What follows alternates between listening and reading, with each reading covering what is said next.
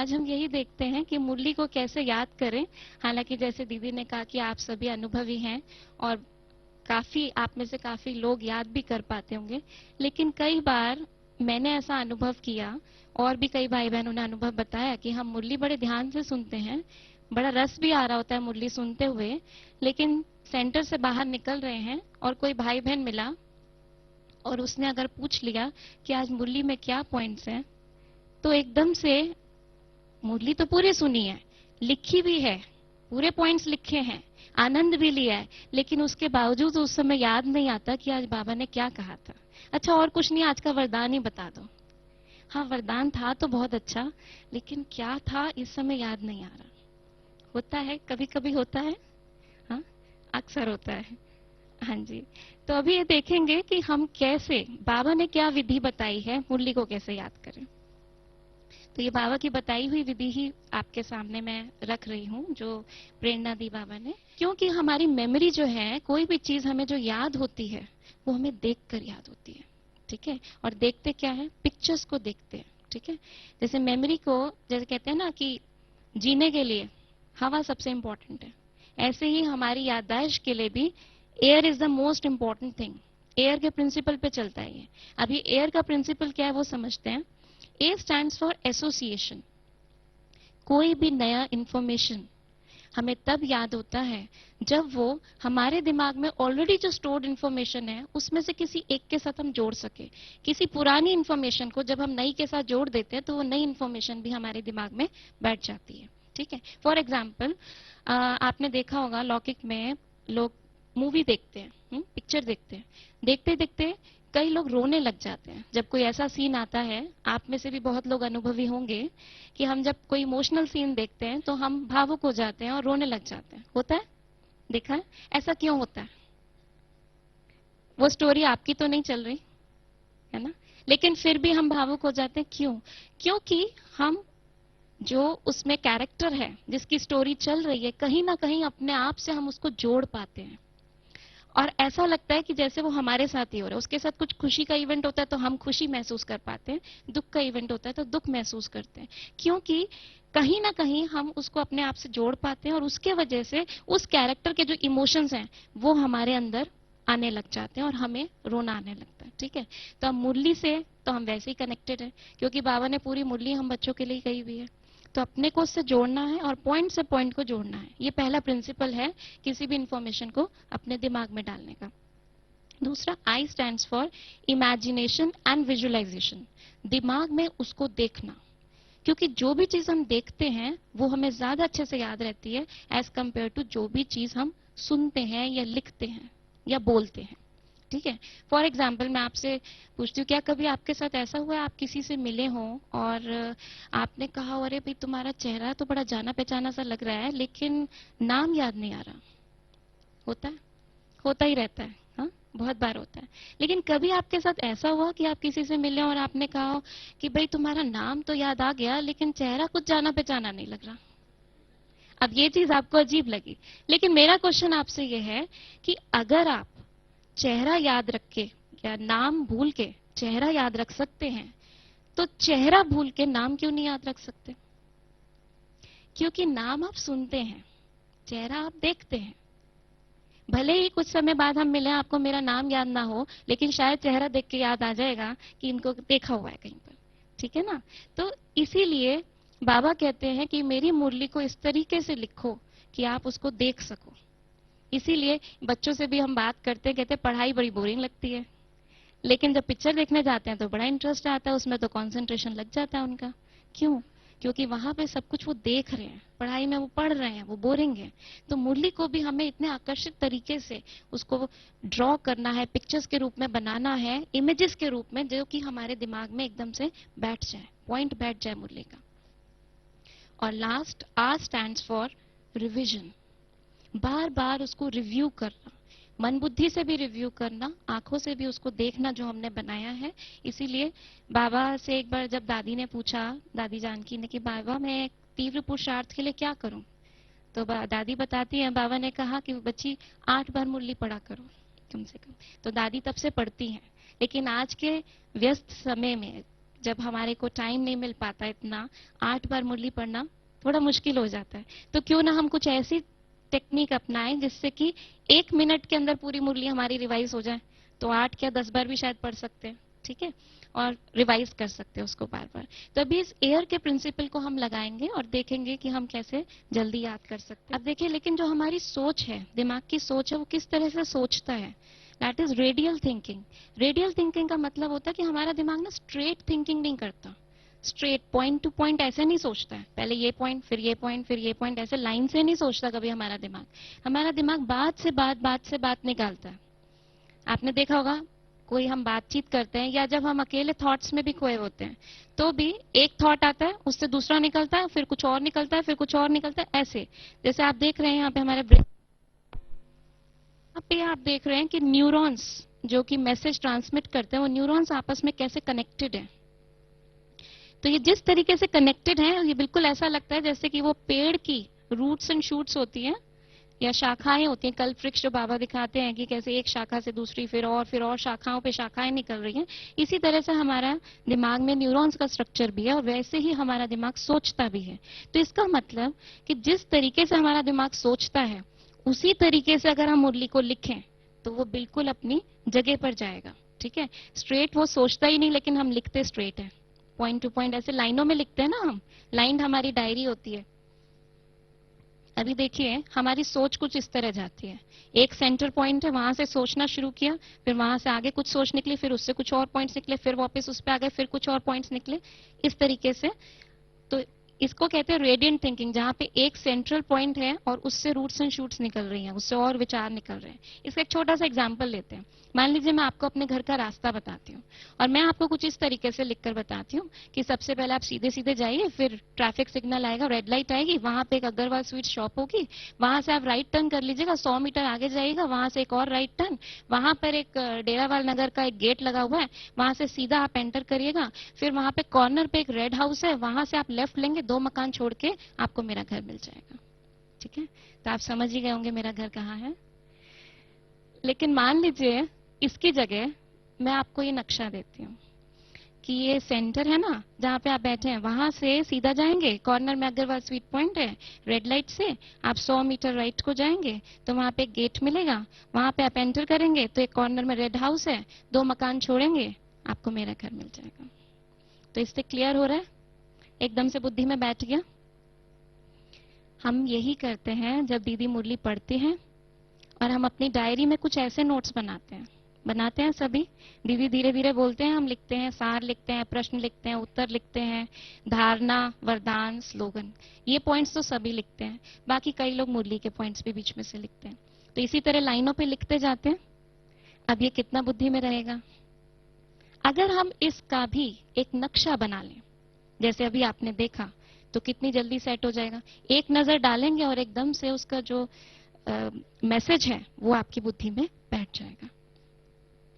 तो इसको हम कहते हैं, दिमाग में नक्शा बनाने को कहते हैं माइंड मैप। हाँ, रेडियल थिंकिंग हमने अभी देखा, रेडियंट थिंकिंग क्या है, इस तरीके से हम सोचते हैं और इसी तरीके से हम नोट्स बनाएंगे, ठीक है। अब कई बार जब हमने ये शुरुआत करी शक्तिनगर में इस चीज की 1 महीने पहले, तो 1-2 का प्रश्न आया कि बाबा की मुरली को इस तरीके से चित्रों में बनाना, कार्टून्स में बनाना, क्या ये सही है, ऐसे बनाना चाहिए। हो सकता है आपके दिमाग में भी ये प्रश्न आ रहा हो। तो बाबा ने फट उसका आंसर दिया, जैसे बाबा हमारी हर बात का आंसर देते हैं। ये पिछले महीने की 7 तारीख की मुरली है और उसमें बाबा ने कहा, जो सर्विसेबल बच्चे होंगे वे बाबा की मुरली से झट कार्टून बनाएंगे, विचार सागर मंथन करेंगे। देखिए बच्चों को बाबा कैसे आंसर देते हैं। बच्चों को सर्विस करनी है, बाप की आशीर्वाद सर्विसेबल बच्चों पर रहती है, आशीर्वाद भी नंबरवार होती है, तो फॉलो मदर फादर। तो बाबा ने क्लियरली बोला है कि बाबा जो मुरली सुनाते हैं उसके कार्टून बनाइए, और बाबा जो श्रीमत देते हैं वो तो हम फॉलो करते ही हैं।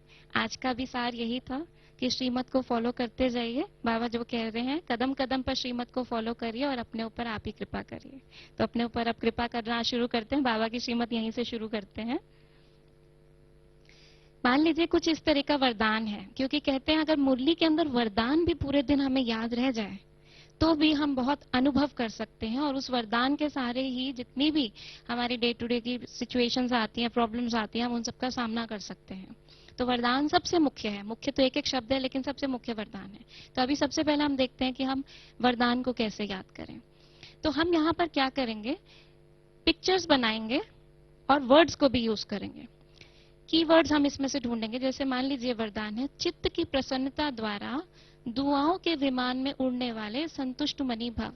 ये अभी रिसेंट का ही है, ये 28 तारीख का नहीं, ये इसमें ईयर गलत लिखा हुआ है। ये अभी 28/1/2012 का है। ये अभी 3 दिन पहले का ये चित्त की प्रसन्नता द्वारा दुआओं के विमान में उड़ने वाले संतुष्ट मनी भव। अब इसमें इंपॉर्टेंट पॉइंट्स देखिए पहले क्या है। चित्त की प्रसन्नता, ठीक है। चित्त की प्रसन्नता से क्या दिमाग में पिक्चर क्या आती है? हाँ, हंसी खुशी वाला चेहरा, स्माइलिंग चेहरा, ठीक है। तो हमने देखा चित्त की प्रसन्नता, सबको दिख रहा है? चित्त की प्रसन्नता, एक स्माइलिंग चेहरा। द्वारा दुआओं के विमान में उड़ने वाले। अब दुआओं का विमान, विमान कैसे देखेंगे? सबकी अपनी अपनी पिक्चर हो सकती है विमान की, कोई एक पिक्चर जरूरी नहीं है। हो सकता है आप हवाई जहाज को विमान देखें, हो सकता है आप सत्युगी विमान देखें, है ना, कि हर एक की अपनी पिक्चर हो सकती है। तो दुआओं के विमान में उड़ने वाले, देखिए हमने बिठा दिया उनको दुआओं के विमान पर और उस पर लिख दिया ये दुआओं का विमान है। क्योंकि इसमें 52 एक्सप्लेनेशन में कहा था कि चित्त की प्रसन्नता मतलब आप भी औरों से प्रसन्न हैं और भी आपसे प्रसन्न ही रहेंगे। तो जब और आपसे प्रसन्न होंगे तो उनकी दुआएं आपको लगेंगी, उनकी दुआओं से आपको अपलिफ्टमेंट मिलेगी, आप उड़ते चले जाएंगे। हाँ, तो उसके विमान में उड़ने वाले संतुष्ट मणि भव। अब मणि अभी आप लोग कर ही रहे थे, पारस मणि, तो आप देख रहे थे मणि को हाथ में लेके अनुभव कर रहे थे। तो अभी देखिए एकदम से संतुष्ट मणि से पिक्चर क्या आता है? एक मणि जिसमें से चमक चारों तरफ जा रही है। तो देखिए संतुष्ट मणि भव, ठीक है। एक बार हम इसको दोबारा से समझते हैं। चित्त की प्रसन्नता द्वारा, जैसे जैसे शब्द आते जाएंगे वैसे वैसे हम पिक्चर बनाते जाएंगे। चित्त की प्रसन्नता द्वारा, तो प्रसन्न चित्त अपने आप को देखिए। इसमें देखिए कोई आर्टिस्टिक चीज की जरूरत नहीं है। आप में से कुछ लोगों को लगेगा भाई हम तो ड्राइंग करते नहीं, बहुत सालों से नहीं करी, हमने तो बचपन से नहीं करी। इसमें आर्टिस्ट कुछ बनना ही नहीं है, आर्टिस्ट बनने की जरूरत नहीं है। मेरी खुद की ड्राइंग भी बड़ी खराब है, लेकिन जब ये सेवा मिली और करने की कोशिश करी तो कुछ इसमें ये समझ में आया कि एक सिंबल बनाना है, एक चिन्ह बनाना है। हमें कोई ड्राइंग नहीं बनानी और अपने लिए बना रहे हैं, किसी को दिखानी भी नहीं है। तो आप लोग भी थोड़ा ये नहीं सोचिएगा कि कैसी ड्राइंग बनाई है, जैसी भी बनाई है समझ में आनी चाहिए बस। चित्त की प्रसन्नता द्वारा दुआओं के विमान में उड़ने वाले संतुष्ट मणि भव। समझ में आ रहा है सबको? क्लियर है? पिक्चर से मेरे ख्याल और ज्यादा क्लियर हो रहा होगा, है ना। शब्दों से शायद इतना वो दिमाग में बिठाना पड़ता है कि इसके बाद क्या था क्या था, लेकिन चित्र में अब इसको ना जब हम वरदान को लेते हैं, वरदान का इंपॉर्टेंस ये है कि हम उसको अनुभव में लाएं। अनुभव में लाने के लिए अब इसको एक बार विजुलाइज भी करेंगे। आप ये देखिए, आप प्रसन्न चित्त हैं, बहुत खुश, सबसे खुश, किसी से कोई नाराजगी नहीं, कोई शिकायत नहीं।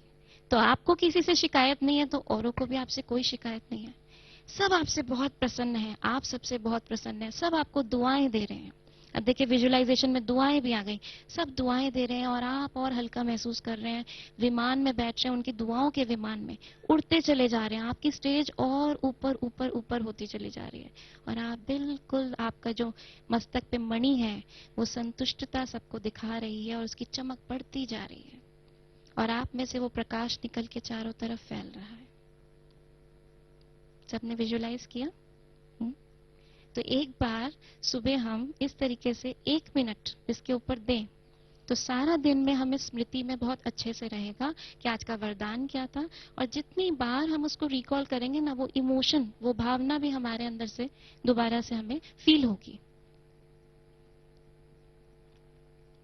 अब ये 16 तारीख का वरदान है। कर्म और योग के बैलेंस द्वारा निर्णय शक्ति को बढ़ाने वाले सदा निश्चिंत भाव। अभी ब्रेनस्टॉर्मिंग शुरू हो गई होगी, सबकी पिक्चर्स बननी है। कर्म और योग के बैलेंस, बैलेंस से क्या याद आता है? सबको तराजू याद आता है, ठीक है। तराजू तो मतलब तराजू के एक पलड़े पर कर्म, एक पे योग। अब कर्म की क्या पिक्चर बना सकते हैं? बनानी है तो बनाइए, नहीं तो कर्म भी लिख सकते हैं। कर्म से अब जो आप कर्म करते हैं सबका अपना अपना है ना। कोई किचन में काम करता है, कोई ऑफिस में काम करता है, कोई कंप्यूटर पे काम करता है, कोई कहीं और काम करता है। जहां भी आप काम करते हैं उस पिक्चर को लाइए दिमाग में, ठीक है। अब जैसे मुझे एकदम से दिमाग में आता है ऐसे टेबल चेयर याद आती है कर्म से, तो मैंने वो पिक्चर बनाई। आप अपनी बनाइए, आप अपनी किचन प्लेस भी देख सकते हैं, कहीं भी, वॉट एवर यू वॉन्ट। और योग, योग से क्या पिक्चर आती है कि बाबा यहाँ पर और मैं नीचे, और बाबा की किरणें मुझ पे आ रही हैं, ठीक है। तो इसका देखिए, कर्म और योग के बैलेंस, तराजू बना दिया। एक तरफ कर्म कर रहे हैं हम और एक तरफ हम योग कर रहे हैं, दोनों के बैलेंस द्वारा अब है निर्णय शक्ति को बढ़ाने वाले। तो अब हमने देखा कांटा जो है बिल्कुल बराबर में है, उसके साथ हमने लिख दिया निर्णय शक्ति को बढ़ाने वाले, ठीक है। ऊपर की तरफ एरो कर दिया, निर्णय शक्ति को बढ़ाने वाले सदा निश्चिंत भव। अब निश्चिंत की क्या पिक्चर होगी?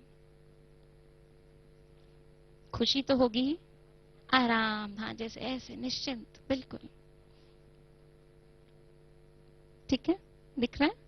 बताओ मेरे साथ क्या होता था, मैं अपना अनुभव बता रही हूँ। दीदी मुरली पढ़ते थे और मैं जब लिख रही होती थी, क्योंकि लिखने का एक अभ्यास ऐसा हम बचपन से कर रहे हैं, जब से पढ़ना सीखा तब से लिख रहे हैं, तो वो शब्द हमारी मेमोरी में ऐसे बैठ चुके हैं कि अगर हम बिना सोचे समझे भी लिखे तो लिख सकते हैं, लिख सकते हैं ना।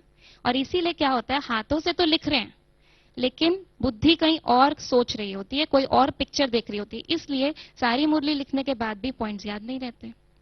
तो इंपॉर्टेंट चीज इसमें यह पता लगती है कि अगर हम जो लिख रहे हैं, जो सुन रहे हैं, उसको देख भी सकें उसी टाइम, तो हमें वो बुद्धि में रहेगी। एक मैं एग्जाम्पल देती हूँ, माताओं का ये एग्जाम्पल लेती हूँ, भाई लोग भी उससे रिलेट कर पाएंगे। मान लीजिए आप रेडियो पे कोई कुकिंग रेसिपी बताई जा रही है और आप उसको बड़े ध्यान से सुन रहे हैं और साथ साथ नोट भी कर रहे हैं, ठीक है। एक तरीका ये है। दूसरा ये है कि टीवी पर कुकिंग शो आ रहा है, कुकरी शो आ रहा है, और आप उसमें सुन भी रहे हैं, देख भी रहे हैं, लिख भी रहे हैं, और देख रहे हैं कि अच्छा जब मसाले का रंग ऐसा हो जाए तो उसके अंदर चौंक लगाना है, अच्छा जब इस तरीके से उसको बेलना है, राइट। सारी चीजें आप देख रहे हैं उसके अंदर। और तीसरी चीज है कि आपने कोई कुकिंग क्लास ज्वाइन करी है, वहां पे आप ये देखना, अच्छा कचौड़ी बनानी है तो आटा इतना नरम होना चाहिए, अच्छा जब केक बनाए तो उसका जो मैदा हम घोलें तो उसमें उसकी कंसिस्टेंसी ऐसी होनी चाहिए, पोरिंग कंसिस्टेंसी होनी चाहिए, अच्छा जब ऐसी खुशबू आए तो समझ जाओ हलवा तैयार हो गया है, ठीक है। और फिर उसको लास्ट में टेस्ट करके भी देख रहे हैं। हाँ, मतलब कि आप सुन भी रहे हैं, देख भी रहे हैं, टेस्ट भी कर रहे हैं, स्मेल भी कर रहे हैं, फील भी कर रहे हैं आटे को। अब आप बताइए तीनों में से आपको किस में सबसे ज्यादा बुद्धि में बैठेगा? लास्ट वाले में ना। क्यों? क्योंकि आप अपनी ज्यादा सेंसेस यूज कर रहे हैं। रेडियो में सबसे कम, टीवी में उससे ज्यादा, और प्रैक्टिकल में सबसे ज्यादा। तो यही मुरली के ऊपर भी अप्लाई करता है, लाइफ की हर प्रिंसिपल पे अप्लाई करता है। आप कोई भी चीज बुद्धि में डालना चाहते हैं तो जरूरी है ज्यादा से ज्यादा सेंसेस को यूज करें, ठीक है। लिखना एज इट इज लिखना आसान है, लेकिन उसको देख, और आप एक बार अनुभव करेंगे ना आपको बड़ा अच्छा लगेगा, क्योंकि दिमाग तो हमारा देखता ही है पिक्चर्स। सिर्फ आपको इजी लगेगा कि जो लिख रहे हैं वो सुन रहे हैं और वही देख रहे हैं। जब एक बार आपने इसको प्रैक्टिस कर लिया ना, तो आपको बहुत इजी लगेगा, मुरली सुनने में भी इंटरेस्ट ज्यादा आएगा, मुरली याद करने में भी आएगा, और आप देखेंगे बहुत सारे व्यर्थ से बच जाएंगे।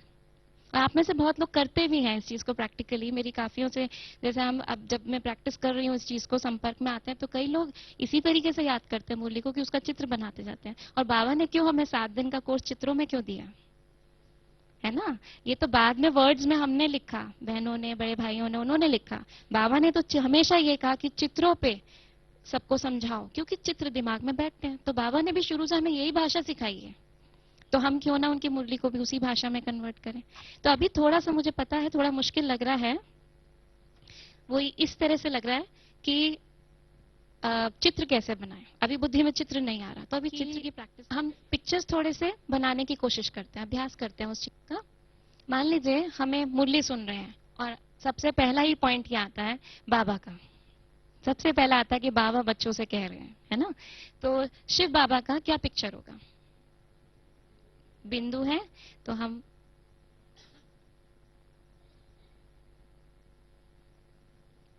क्या हम ऐसे बना सकते हैं शिव बाबा को? बिल्कुल बिंदु ना बना के थोड़ा सा किरणें चारों तरफ से निकल रही हैं, ये सिंबल तो हम सभी जानते ही हैं, है ना। तो जब शिव बाबा की बात आए तो हम ऐसे बना सकते हैं। अच्छा मान लीजिए फिर आते हैं कि ब्रह्मा मुख द्वारा मैं तुमको ज्ञान देता हूँ, है ना। तो ब्रह्मा कैसे बनाएंगे, ब्रह्मा बाबा कैसे बनाएंगे। ब्रह्मा बाबा की फोटो हम हर जगह देखते हैं, योगी के रूप में होती है, बैठे होते हैं बाबा और दृष्टि दे रहे होते हैं, है ना। तो हम पूरी डिटेलिंग तो नहीं बनाएंगे क्योंकि इतना समय भी नहीं होता और हम सब आर्टिस्ट भी नहीं हैं इतने। अब देखिए अगर हम ऐसा बनाएं, ये सबको दिखाई दे रहा है पीछे तक या थोड़ा बड़ा बनाऊं, दिख रहा है। अच्छा थोड़ा और बड़ा,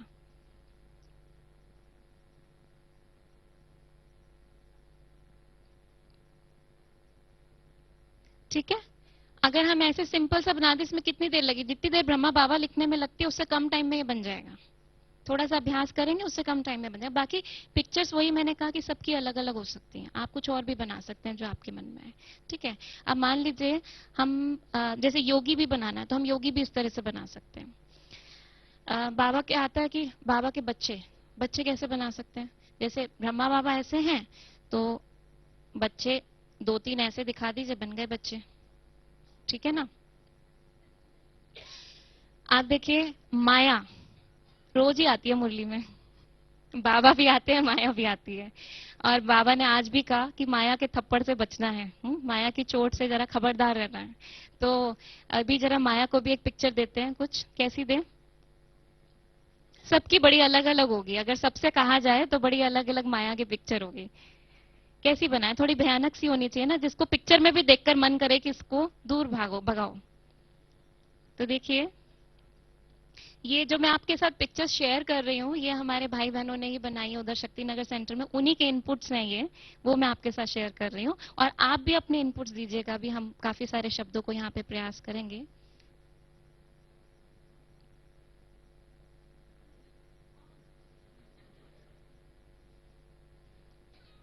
ठीक है, बायां बन गई।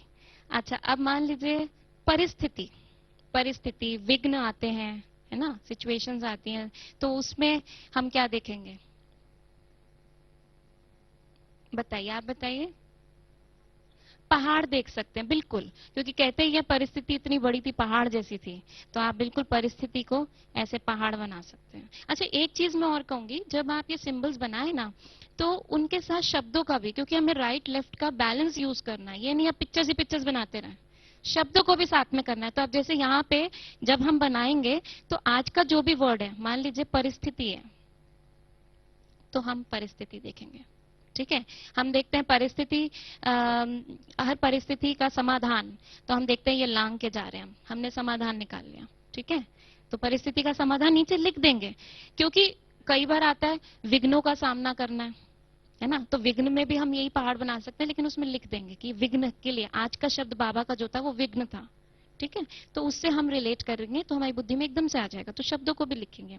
अच्छा एक भाई ने बताया था क्लास में, कहते हैं वो मुझे विघ्नों से ना वो हर्डल रेस याद आती है कि टापते जाते हैं, तो मैं अपने आप को देखता हूँ कि मैं उस हर्डल रेस में कूदते कूदते कूदते कूदते जल्दी से पार करता जा रहा हूँ। तो उन्होंने कुछ ऐसी चित्र बनाया और फिर दिखाया कि मैं ऐसे ऐसे जा रहा हूँ, ठीक है।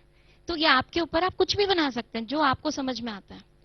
अच्छा मान लीजिए हमें बताना है सफलता, बाबा कहते हैं सफलता तुम्हारा जन्मसिद्ध अधिकार है, तो सफल कैसे दिखाएंगे, या बाबा कहते हैं विजयी भव, हाँ जी हाँ बिल्कुल, इन्होंने दिखाया ऐसे, ठीक है, ये विजयी का चिन्ह है, बिल्कुल ठीक है, आप ऐसे दिखा सकते हैं, ये आपने दिखाया और ऐसे सिंपल सा अपना आपने ऐसे दिखा दिया। कई लोग क्या करते हैं विजय के लिए ट्रॉफी दिखा देते हैं, हाथ बनाया बस ऐसे सिंबल सा, उसमें ट्रॉफी दिखा दिया। अच्छा एक बहन ने कहा कि मुझे तो विजयी का सिंबल ये बहुत अच्छा लगता है, मेडल पहना दो, ठीक है, मेडल पहना दिया। हाँ झंडा, झंडा भी हो सकता है कि विजय जब होते हैं तो झंडा लहराते हैं, ठीक है। तो जो आपको अच्छा लगता है अपने लिए सिंबल चूज कर लीजिए, बना लीजिए। बाबा के जो मेन मेन शब्द होते हैं, कुछ तो शब्द ऐसे हैं डेली मुरली में रिपीट होते हैं, तो उनको हम थोड़ा सा मनन चिंतन करें और आप देखेंगे बहुत अच्छा लगेगा आपको जब आप इनको चित्रों में कन्वर्ट करेंगे। तो बहुत अपनी क्रिएटिविटी, क्रिएटिव तो हम सारे हैं, देखिए बाबा भी एक बहुत बड़ा चित्रकार है जो हमें रोज एक चित्र देता है कि बच्चे ऐसे देखो स्वर्ग में दुनिया ऐसी होगी, कितने चित्र बाबा ने, बाबा के बताए हुए चित्रों से ही तो हम स्वर्ग विजुलाइज करते हैं ना। तो बाबा भी बहुत बड़ा चित्रकार है और हम सारे भी बहुत बड़े चित्रकार हैं। बाबा के बच्चे हैं तो चित्रकार हैं। तो हम हमारे अंदर क्रिएटिविटी तो है ही, बस उसको थोड़ा सा और निकालना है। अच्छा, मान लीजिए खुशनुमा। खुशनुमा तो अभी हमने देखा ही था। अब चाहे प्र, चित्त प्रसन्न वाली बात है या खुशनुमा है या इस टाइप के जितने भी हैं, आ, उन सबको आप, जैसे खुशहाल है तो सब में आप ये चिन्ह यूज कर सकते हैं, साथ में आप नीचे लिख दीजिए। अच्छा, मान लीजिए है नई दुनिया पुरानी दुनिया, ये भी बाबा का लगभग रोज ही आता है कि अब पुरानी दुनिया से बुद्धि को हटाओ, नई दुनिया में लगाओ, मैं तुम्हें पुरानी दुनिया से नई दुनिया में लेके जाता हूँ। तो इसका भी कुछ पिक्चर होना चाहिए जिससे कि मुझे एकदम से याद आ जाए आज बाबा ने नई दुनिया के लिए क्या पॉइंट बोला था। जैसे आज भी बाबा ने नई दुनिया के लिए बोला था, है ना। ये अगर वरदान को भी हम ध्यान करें तो वरदान में क्या है, मंजिल को सामने रख। तो मंजिल क्या है हमारी, नई दुनिया ही तो हमारी मंजिल है ना। तो अब देखिए नई दुनिया का क्या बना सकते हैं, बताइए आप। हाँ, नई दुनिया का हम देवता बना सकते हैं। और देवता में देखिए, देवता को अगर हम ढंग से बनाएंगे तो बहुत समय लग जाएगा। देवता में विष्णु बना दें तो बुद्धि में रहेगा, ठीक है ना। तो अब विष्णु में मेन चीज क्या है, चतुर्भुज, है ना। तो जरूरी नहीं है हम बहुत अच्छी सी फिगर बनाएं, कुछ ऐसे सिंपल सा बनाइए और 4 भुजाएं दिखा दीजिए, है ना। बेसिकली हमें चित्र को देखकर याद आना चाहिए पॉइंट क्या है। हमें कोई आर्टिस्टिक ड्राइंग नहीं बनानी है, इनको सिंबल्स कहते हैं, बस बेसिकली सिंबल बनाना है। मैंने अपने से सिंबल फिक्स कर लिया कि 4 भुजाधारी अगर आ गए तो ये विष्णु का है, ठीक है, नई दुनिया का है। अब जैसे मैं अपना आपके साथ शेयर करती हूँ, मुझे नई दुनिया से एकदम से याद आता है, बाबा हमेशा कहते हैं नई दुनिया में भारत ही होगा और देश नहीं होंगे। तो मैंने अपना सिंबल ये बना रखा है कि मैं सर्कल बनाती हूँ उसमें भारत बना देती हूँ। और पुरानी दुनिया का इससे ऑपोजिट है, क्योंकि पुरानी दुनिया में 7 कॉन्टिनेंट्स हैं।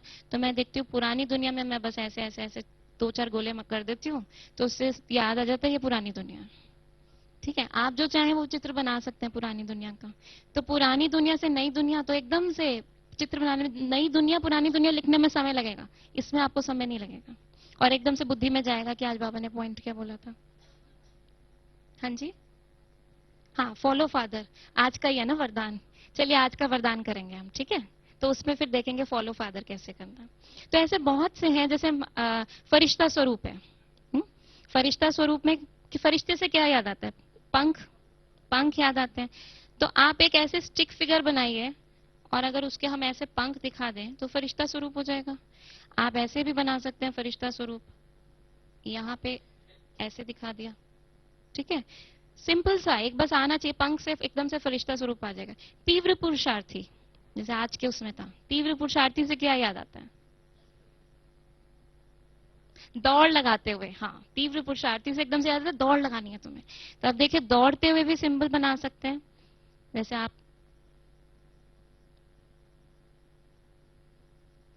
ठीक है। तो आप ये देखिए, ये दौड़ लगाते हुए, हाँ ठीक है। वो डिटेलिंग आप कितनी भी चाहें वो कर सकते हैं अपने हिसाब से। तो दौड़ लगाते हुए हम ऐसे बना सकते हैं। अब दौड़ लगाते हुए आपका डिफरेंट भी हो सकता है, ठीक है। हाँ, फॉलो फादर भी अभी करते हैं हम। फॉलो फादर में हम चिन्ह दिखा सकते हैं, कदम दिखा सकते हैं, जैसे आज का भी था ना। तो अभी वो करेंगे हम उसको। मान लीजिए अब है महावीर। महावीर का क्या बनाएंगे, गदा बना सकते हैं, पहाड़ बना सकते हैं, ठीक है। फेस बना सकते हैं, हनुमान जी का फेस बना सकते हैं। तो इस तरह से बना सकते हैं। विघ्न विनाशक आता है तो गणेश का फेस बना सकते हैं, ठीक है। और मान लीजिए समय, जैसे बाबा कई बार समय की बात करें, समय समीप आ रहा है, घड़ी बना दीजिए, बिल्कुल ठीक है। ऐसे करके बस ये बन गया आपका समय, ठीक है। तो इस तरीके से अब जैसे ब्राह्मण जीवन है, ब्राह्मण जीवन का क्या बनाएंगे, चोटी भी बना सकते हैं, वो ब्राह्मण के लिए ठीक है। देखिए ब्राह्मण जीवन की जब हम बात करते हैं तो 4 स्तंभ याद आते हैं, है ना। तो आप ऐसे दिखा सकते हैं, ठीक है, कि 4 स्तंभ से आपको याद आएगा ब्राह्मण जीवन है। बाकी मैंने वही कहा कि इनफैक्ट समय थोड़ा कम है, नहीं तो सबसे इनपुट्स लेते हैं और बहुत सारी पिक्चर्स बनाते हैं। तो काफी सारे इनपुट्स आ सकते हैं और हम इस प्रयास को जारी रखेंगे। तो आपको थोड़ा सा आइडिया लगा कि हमें कैसे पिक्चर्स कैसे बनानी है। तो जैसे बाबा मनुष्य से देवता है तो एक स्टिक फिगर बना दिया, देवता का क्राउन बना दिया, तो मनुष्य से देवता हो गया। कांटे से फूल, बेगर टू प्रिंस, ठीक है, तो इस तरीके से उसको एरो करके वैसे बना दिया। तो इस टाइप से हम इमेजेस बना सकते हैं। अच्छा, अभी हम ऐसा करते हैं, थोड़ा सा इनका अभ्यास करते हैं, इसको प्रैक्टिकली करके देखते हैं कि वरदान में कैसे हम यूज कर सकते हैं। मान लीजिए ये ले लेते हैं हम।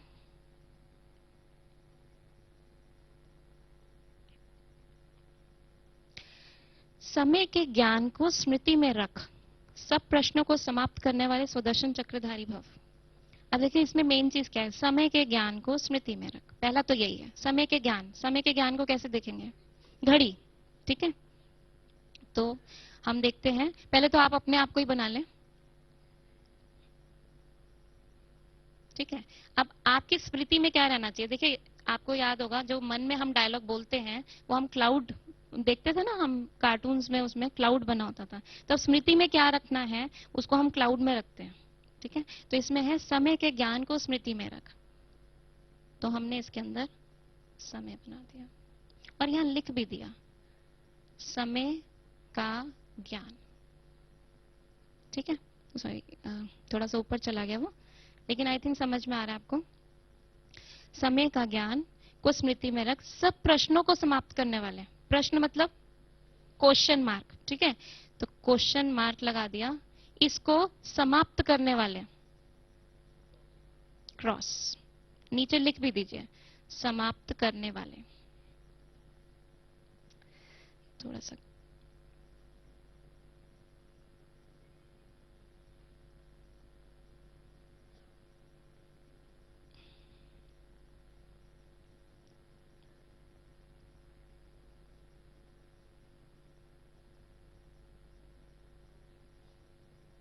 हाँ बिल्कुल ठीक है, फुल स्टॉप भी दे सकते हैं। समाप्त करने वाले, और यहाँ पे आप फुल स्टॉप लगा दीजिए, ठीक है, वो भी ठीक है। क्रॉस करिए, फुल स्टॉप लगाइए। प्रश्नों को समाप्त करने वाले स्वदर्शन चक्रधारी भव। अब हाथ में स्वदर्शन चक्र दिखा दीजिए और यहाँ पे लिख भी दीजिए, आज का मेरा स्वमान है स्वदर्शन चक्रधारी भव, ठीक है। आप ही ने बनाया ये, बिल्कुल है ना। समय की स्मृति, क्लाउड के अंदर समय दिखा दिया कि मेरे को स्मृति उसकी है, हर पल मेरे को समय का ध्यान रखना है। और सारे प्रश्नों, क्योंकि मुझे मालूम है समय कम है, जो भी क्यों क्या आ रहा है फुल स्टॉप, और स्वदर्शन चक्र फहराते रहो। इजी है? इजी लग रहा है, मुश्किल लग रहा है? इजी लग रहा है।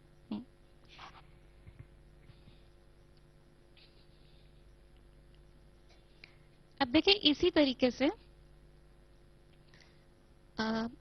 आज का वरदान करें।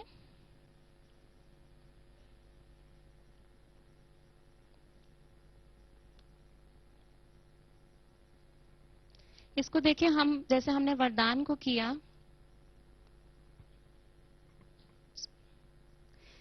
जैसे हमने अभी वरदान को किया, ऐसे हम पूरी मुरली को कर सकते हैं। शुरुआत हम, लेकिन मैं आपसे यही कहूंगी आप वरदान से करिएगा।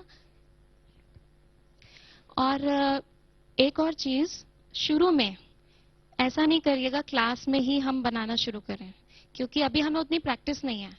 वरदान लिख लीजिए जैसे आप हमेशा लिखते हैं, घर जाके या वहीं पर उस समय अपने ग्रुप में उसको देखिए कि अब इसकी पिक्चर कैसे बन सकती है। तो घर पे इसको 2 मिनट 5 मिनट इसका अभ्यास करें, फिर अनुभव में बैठे उसमें, तो आप देखेंगे बहुत जल्दी होगा। और ध्यान करिए आज की मूल्य में क्या क्या पॉइंट्स है, चलो उनके पिक्चर बनाते हैं। लिंक कैसे करना वो धीरे धीरे करेंगे, स्टेप बाय स्टेप करेंगे। इजी इजी लक्ष्य अपने लिए रखेंगे तो बहुत आसानी से हो जाएगा। जैसे आप अभी कर पा रहे हैं ऐसे आप तब भी कर पाएंगे। तो सिंपल वरदान को लिखिए और घर जाके उसको पिक्चर बनाइए, और दिन में उसकी स्मृति करते रहिए जो हमने पिक्चर बनाई है।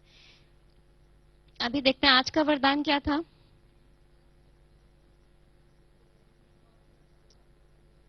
हाँ,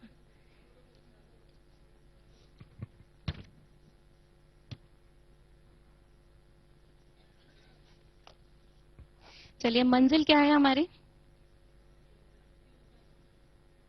नई दुनिया, ठीक है। अब लेकिन ये आज बाबा ने इसे नई दुनिया नहीं कहा है, इसे मंजिल कहा है, तो मैंने यहां लिख दिया मंजिल, ठीक है। ये मेरी मंजिल है, ये मेरा लक्ष्य है, मेरा गोल है, उसको अपने सामने रखो। सामने रख के ब्रह्मा बाप को फॉलो कर, तो ब्रह्मा बाप बना दीजिए, क्योंकि ब्रह्मा बाप तो मंजिल पे पहुंच ही चुके हैं, वो तो नंबर 1 है ही। ब्रह्मा बाप को फॉलो करने वाले, अब फॉलो करने वाले क्या, इसका मतलब बाबा ने कुछ चिन्ह छोड़े होंगे ना अपने, हाँ कदम,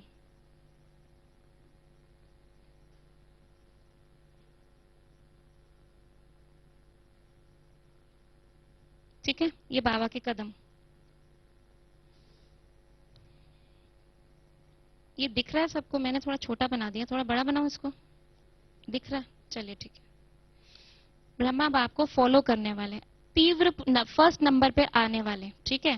तो अब यहाँ पे आप वो स्टेज बना दीजिए, 1 2 3, ठीक है। नंबर 1 पे आने वाले तीव्र पुरुषार्थी भव,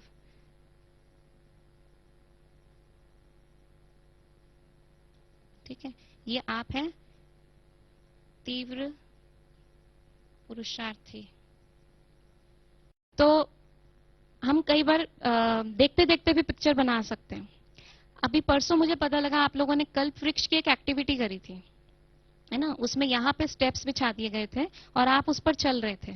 तो अभी थोड़ा सा उसका अनुभव करते हैं, वही सीन अपने सामने लेकर आए, क्योंकि आज बाबा का सार यही है, बाबा ने यही कहा है, और वरदान में भी बाबा ने कहा है कि फॉलो फादर।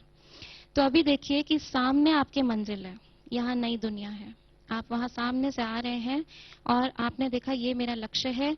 और इसको इनफैक्ट स्टेज पे भी नहीं, इसको विजुलाइज करिए, ऊपर देखिए आसमान में नई दुनिया है, बाबा वहां पर हैं और बाबा मुझे बुला रहे हैं, कह रहे हैं बच्चे आओ फॉलो मी। और बाबा के आसमान तक पहुंचने के कुछ फुट स्टेप्स हैं और मैं उन फुट स्टेप्स पे पैर, कदम से कदम, कदम पे कदम रखते हुए बाबा को फॉलो कर रही हूँ। बाबा ने जो श्रीमत बोली है मैं उस श्रीमत पे फॉलो कर रही हूँ, ठीक है। और मैंने देखा कि मैं नंबर 1 पे पहुंच रही हूँ और मेरे गले में मेडल पहनाया जा रहा है कि ये नंबर 1 आए हैं, और दौड़ दौड़ के पहुंच रही हूँ, ध्यान ध्यान से श्रीमत को फॉलो करके, तीव्र पुरुषार्थी हूँ, दौड़ दौड़ के पहुंच रही हूँ। लेकिन इसमें बीच में कुछ रुकावटें भी हैं, क्योंकि जब मैं ये जो चिन्ह है ना, मुझे एग्जैक्टली इस पे चलना है, जरा सा भी मेरा पैर डगमगाया तो एक साइड में बच्चू बादशाह खड़ा है और दूसरे साइड में पीरू वजीर है, दोनों मुझे खींचने की कोशिश कर रहे हैं। हाँ, और ये माया ने उन्हें इंस्ट्रक्शन दी हुई है कि वो काम और क्रोध दोनों को इंस्ट्रक्शन दी हुई है कि ये जो बाबा के बच्चे जा रहे हैं ना, जरा इनके ऊपर जरा जोर से चोट लगाना, थप्पड़ मारना इनको बीच बीच में, इनको डिस्ट्रैक्ट करने की कोशिश करना। तो मुझे बार बार अपनी तरफ खींचने की कोशिश कर रहे हैं, लेकिन मैं एक निरंतर योगी की तरह एकाग्रता से सिर्फ बाबा के स्टेप्स को ध्यान से फॉलो करते जा रही हूँ, क्योंकि मुझे मालूम है नीचे बहुत गहरी खाई है। अगर मेरा पैर डगमगाया और मैं इन दोनों में से किसी के भी हाथ में आ गई, बाबा ने आज कहा था ना, माया की पकड़ से जरा खबरदार रहना, तो आप देखिए माया जो है, वो जो भयानक सा चेहरा था वो आपको पकड़ रही है, लेकिन आप डगमग नहीं हो रहे, क्योंकि ये भी था कि बाप को निरंतर याद रखोगे तो माया आपका कुछ बिगाड़ नहीं सकती। तो माया नहीं बिगाड़ पा रही है, इसलिए बड़ा संभल के चलना है, अपने ऊपर खुद ही रहम करना है। जरा सोचो खाई में गिरे तो पद भ्रष्ट हो जाएगा, अपने ही भाग्य पे लकीर डाल दोगे, है ना। आज बाबा ने यही कहा था ना कि पद भ्रष्ट हो जाएगा। तो जरा सोचो कि बाप का बनने के बाद अगर मैं इनके वशीभूत हो गई तो मेरा क्या हाल होगा। तो अभी अपने ऊपर तरस खा के मुझे नंबर 1 जाना है और मैं भाग रही हूँ। हाँ, और मुझे बाबा की आज्ञा को फॉलो करना है, आज्ञाकारी वफादार बनना है, खुद भी कोई विघ्न नहीं क्रिएट करने देना, और औरों के भी जो विघ्न क्रिएट करे उन सबको पार करते हुए मैं जा रही हूँ। तो आप देखेंगे इसके अंदर धारणा के पॉइंट्स भी आ गए, वरदान भी आ गया, और बाबा ने ये भी कहा कि जो आपकी स्थिति को हिलाए, है ना, जो आपकी स्थिति को हिलाए उसको ना सुनना है ना देखना है। तो अभी देखिए वो हिलाने वाले हैं ना साइड में, बच्चू और वजीर जो हैं। हाँ, तो अभी उनकी ना सुननी है ना उनकी तरफ देखना है। तो एक ही सीन में आप देखेंगे श्रीमत भी आ गई, सार भी आ गया, प्रश्न उत्तर भी आ गया, वरदान भी आ गया, स्लोगन भी आ गया, और आपने फील भी कर लिया कि आप क्या कर रहे हैं आज। तो इसको भी स्मृति में आपने 1 मिनट में दोहरा लिया तो पूरी मुरली रिवाइज हो गई, है ना। तो इसको करने का प्रयास करिए, मतलब पिक्चर बनानी है और बनानी नहीं है, ये तो बनती है, अगर हम उसको बस सुनते जाएंगे और दिमाग में वो बनती चली जाएगी। अब तीसरी चीज पे आ जाते हैं, रिविजन इज अ मस्ट। मुरली को बाबा भी कहते हैं बार बार दोहराओ, बार बार रिवाइज करो। तो साइंस ये बताती है कि जो भी चीज हम याद करते हैं, अगर हम 1 घंटे में उसको रिपीट कर लें तो वो हमारी बुद्धि में बेहतर रहती है, क्योंकि रिसर्च बताती है जो हम याद करते हैं 1 घंटे के अंदर लगभग 50% हम भूल जाते हैं। अगर हम उसे रिवाइज ना करें तो रिवीजन इज अ मस्ट। तो सबसे अच्छा है, बाबा का ही बताया हुआ है कि जब मुरली के बाद गीत बजता है, तो गीत का मतलब ये होता है कि आप उस टाइम जो भी आपने मुरली में पॉइंट सुने हैं उनका मनन चिंतन करें उस टाइम। तो अभी सारे पॉइंट्स इतनी जल्दी याद नहीं आते, लेकिन अगर आपने मुरली इस तरीके से लिखी है, ड्रॉ करें कुछ पॉइंट्स भी, मैं कहती हूँ खाली वरदान भी किया है, शुरू में नहीं, बाद में धीरे धीरे जब करेंगे आप, तो सिर्फ उस पॉइंट को भी आप अपनी बुद्धि में एक बार विजुलाइज कर लेंगे, उसको एक बार अनुभव कर लेंगे। जैसे हमने आज की मुरली का भी किया, याद है आज की मुरली में अभी कदम वाला हमने क्या किया था, बाबा के फुटस्टेप्स पे हम चल रहे थे, कौन बताएगा?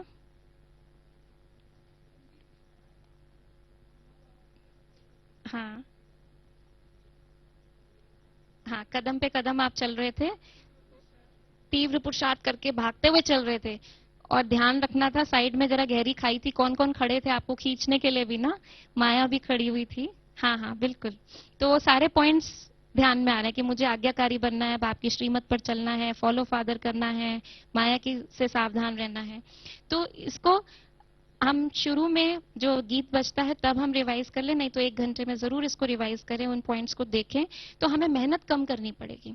और जब हम घर जाते हैं, 5-7 मिनट तो सभी को लगते होंगे घर पहुंचने में, किसी को इससे ज्यादा भी लगता है, तो उस पिक्चर को रिवाइज करें, मंथन करें, उस अनुभव में थोड़ा सा रहें, तो सारा दिन आप देखेंगे वो अनुभव करना नहीं पड़ेगा, अपने आप वो याद आएगा। किसी के साथ हमारी कोई बात हो जाती है, याद करनी पड़ती है उसको, बात बात पे अपने आप आती है, उल्टा उसको निकालना पड़ता है। ऐसे ही इसको भी एक बार अनुभव कर लें सुबह, तो फिर आपको वो याद नहीं रखना पड़ेगा, वो अपने आप बार बार याद आएगी। और इम्पोर्टेंट वही चीज है कि आप एक्सपीरियंस करें इसको, अनुभवी बनेंगे, इस टेक्निक को एक्सपीरियंस करेंगे, तो डेफिनेटली आपको इसका बेनिफिट्स का ज्यादा पता लगेगा। क्योंकि मुरली याद रहे, इसके बेनिफिट्स तो सबको पता है, लेकिन इस तरह से चित्रों से भी याद करें, तो आप जब खुद करके देखेंगे, बाबा भी कहते हैं एक्सपीरियंस बाय एक्सपेरिमेंटिंग, तो एक्सपेरिमेंट करिए, ठीक है, इस पर प्रयोग करिए थोड़ा सा। और सबसे अच्छा प्रयोग करने का तरीका मैं आपको बताती हूँ अपने अनुभव से। जब मुझे यहाँ से ये कहा गया कि आपको एक इस तरह से प्रोजेक्ट है और आपको ऐसे करना है, तो आपको मैं सही बताऊं, मेरा प्रोफेशन है एज अ मेमोरी ट्रेनर, लेकिन मैंने कभी मुरली इस तरीके से याद नहीं करी थी। तो उन्होंने कहा आप मेमोरी ट्रेनर हो, तो आप बताओ सबको कैसे मुरली याद कर सकते हैं।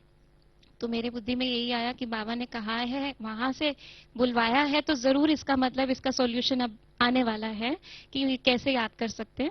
और जब मैंने थोड़ा सा भी इस पे मनन चिंतन किया कि भाई इमेजिनेशन विजुअलाइजेशन ही है जो बाबा बताते हैं, और उसको करना शुरू किया, तो मेरा अपना अनुभव है कि मैं जो पहले पहले बुद्धि इधर उधर चली जाती थी मुरली सुनते हुए, उससे कंसंट्रेशन बहुत इंप्रूव हुआ।